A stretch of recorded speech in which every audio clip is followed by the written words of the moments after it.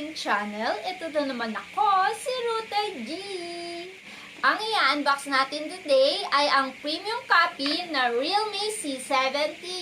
Disclaimer lang po, hindi po ako professional at unboxing lang po ang video na to. Gusto ko lang po magkaroon kayo ng ideya sa balak nyo pong bilhin na unit. So yon, tara, start na natin!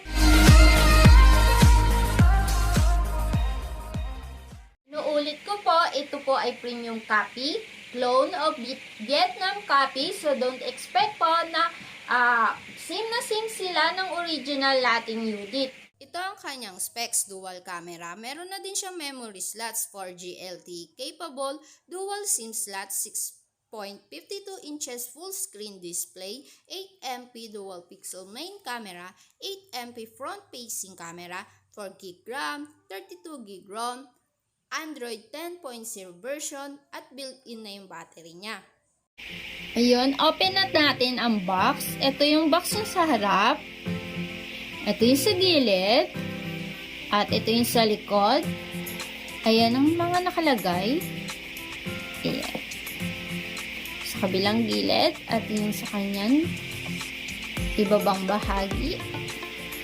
Ayan, open na natin ang mini box. Ang unang bubungad ang kanyang unit na naka-plastic. Ito naman ang kanyang headset.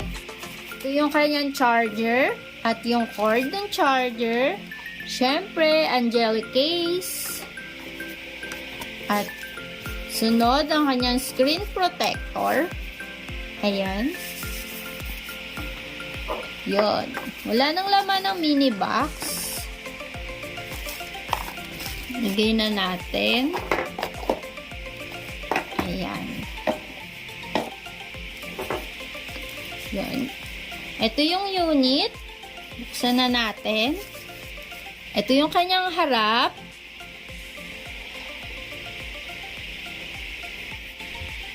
Sa gilid, ito yung sa kanyang gilid.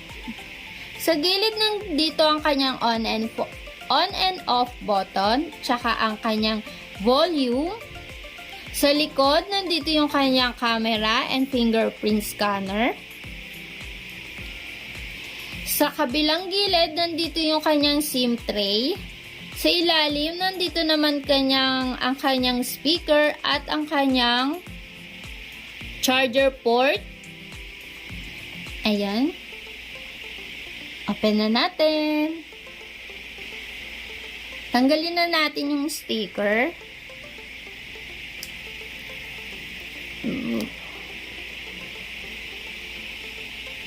Ayan. On na natin yung unit.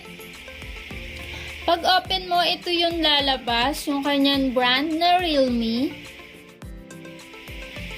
Ayan. Open na siya. Check natin yung settings. Check natin sa About Phone. Wireless update. Ayan na nakasulat. Legal information. Model number C17. Phone total memory 4GB RAM, 32GB ROM. Android version 10.0. Baseband version, kernel version, build number, regulatory. Check naman natin yung kanyang storage. Available 31.80GB. Ito, may nakalagay na kasing apps. Check natin yung sounds.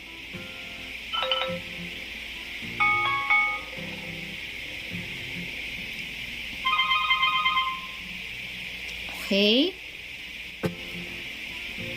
Ito yung kanyang home screen. May naka-download na nga pala itong Mobile Legend, Face Unlock, Messenger, Facebook, Share It, Google Meeting. Ayan. Gawin naman natin yung camera, yung main camera. Makikita dito ang panorama mode, face beauty mode, motion track mode, at yung kanyang normal mode. face detected, HDR, flash, at yung kanyang front and back button camera. Dito sa baba nakalagay yung settings sa. Ayan. Dito ito naman yung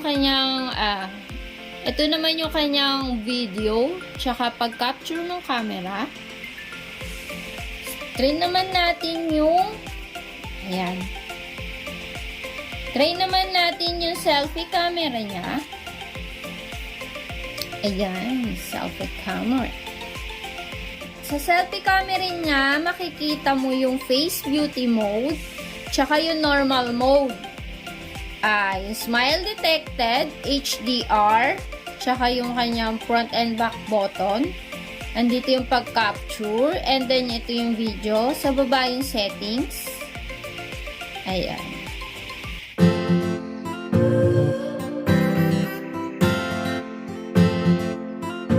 Kung nagustuhan nyo po ang video na to, paki-like and subscribe my YouTube channel and click the bell button para notified po kayo sa ating next video.